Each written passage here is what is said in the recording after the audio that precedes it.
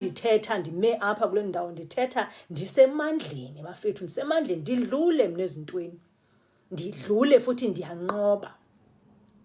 Andazi noba utshaba luyawuphumla nini na, ndiyanqoba mna.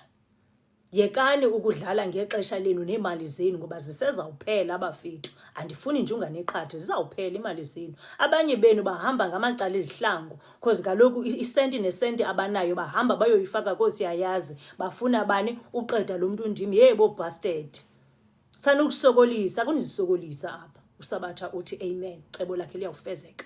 Ubule uthi ndathi kuYoli ungowakwaSmith.